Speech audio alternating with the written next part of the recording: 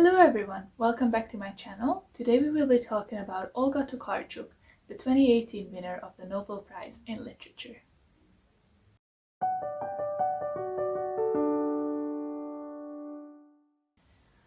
Olga Tokarczuk was born in 1962 in a small Polish town called, let me check my notes, Sulechów.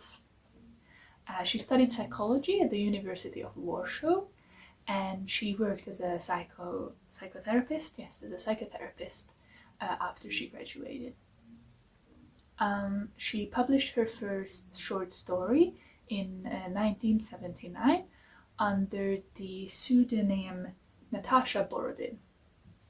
She won the Nobel Prize in Literature in 2018 for a narrative imagination that with encyclopedic passion represents the crossing of boundaries as a form of life.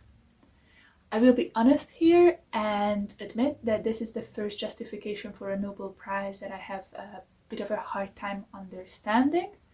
I really enjoy her pushing up boundaries, and boundaries being a main theme in the book I read personally, but I'm not sure if they represent a form of life or not, or what the Nobel Committee means or meant by that. So I guess this is one of the more convoluted justifications for someone's Nobel Prize, but that's neither here or there.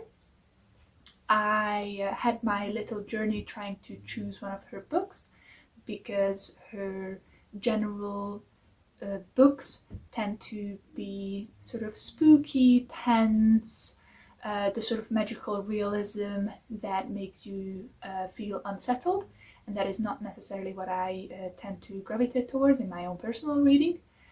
So at first I looked up her magnum opus, which is the Books of Jacob. I tried reading that and it was intriguing, but it was so long that honestly it was just a little too daunting for me to read 1,000 pages. So I gave up on that and then gave Flights a go, which was my sister's favorite, but I found that it is very poetically written, so I felt that I didn't necessarily have the concentration power to read a 350-page book closely in just a week. And so I ended up reading Driver Plow Over the Bones of the Dead, which has a more simplistic narrative style. Driver Plow Over the Bones of the Dead is a mysterious, dark and spooky book about a woman living in rural Poland on the Polish and Czech border. And in the very beginning of the book, she discovers that one of her neighbors has died, and she discovers his body, and with the help of one of her other neighbors, she dresses up the corpse and calls the authorities. And we are following really closely her story after this event starts other mysterious chain of events in her small village and community. The main character, called Janina Duszeko, is an unreliable narrator. She's an older woman, and her thought process is described in excruciating detail at times, which has its own charm. At the same time, it can be a little confusing.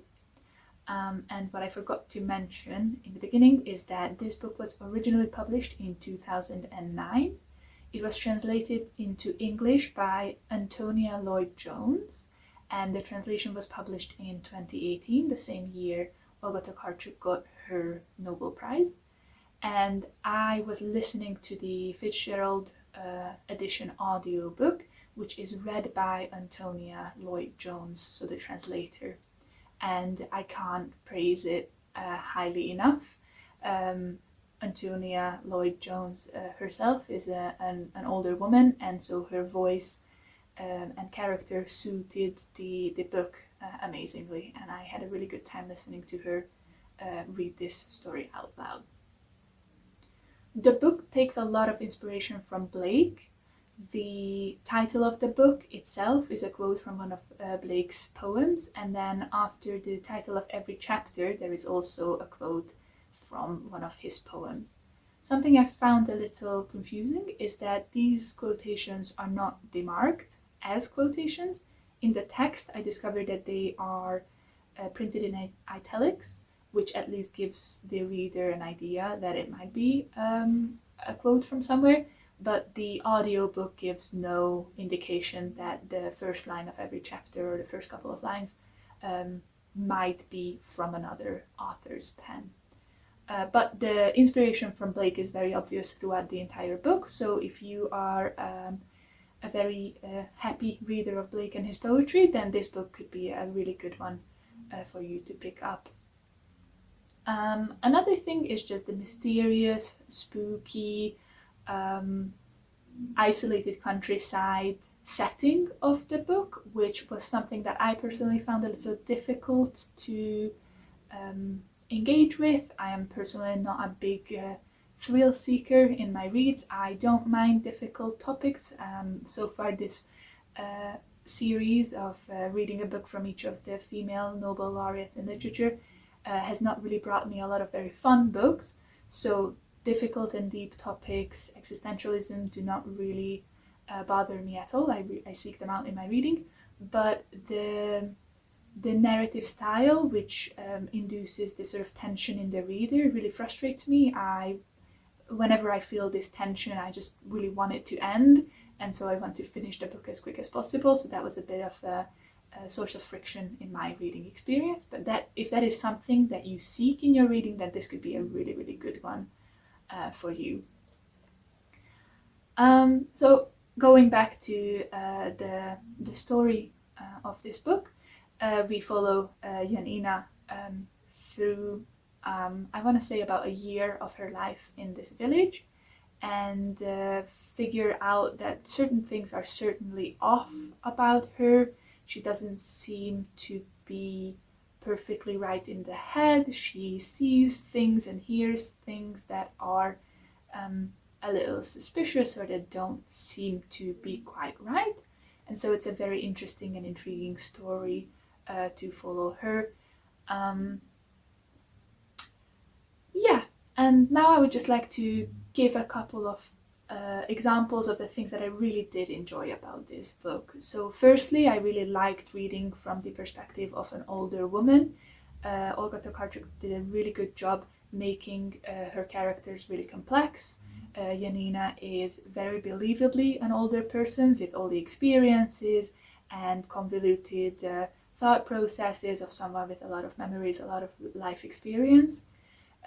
She has this fascination with, as I mentioned, Blake and Blake's poetry. She translates his works into Polish with a friend of hers. And also she is very interested in astrology. So astrology is a big theme of this book. If you're not interested in long sentences about the justifications of horoscopes, then maybe this is not the one for you. I personally found it pretty interesting, but yeah, that's another thing about this book that is very unique and special. Another thing I really, really enjoyed was the discussion of ethics, how we as people relate to nature and how nature suffers from us not taking good care of it, the ethics of hunting, the arbitrary difference that we draw between pets and livestock animals, and why is it that we can kill animals in certain scenarios and there is no repercussions and we find that morally acceptable, while killing people is never okay, of course. How do we justify the killing of animals, and is that something that we should be doing just because we have been doing it for a long time?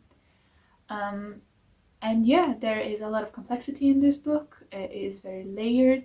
The characters are all very interesting.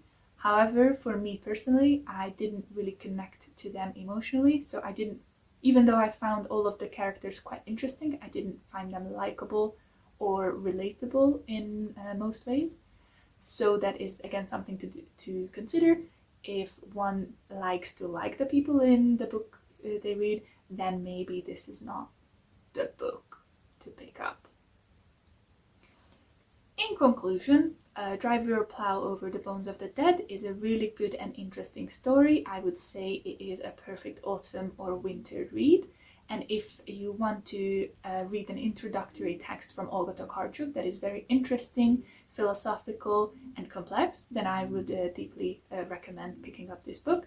And then once you read this one, you can sort of decide if her writing style is for you and maybe dive deeper into her works, which tend to be even more complex and more unique.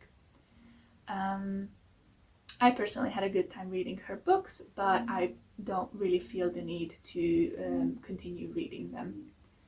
Next week we will be continuing with Svetlana Alexievich. I will be reading her book about Chernobyl, or one of them. I believe she wrote a couple. Thank you so much for watching this video. I hope to see you next week. Please like and subscribe. Bye!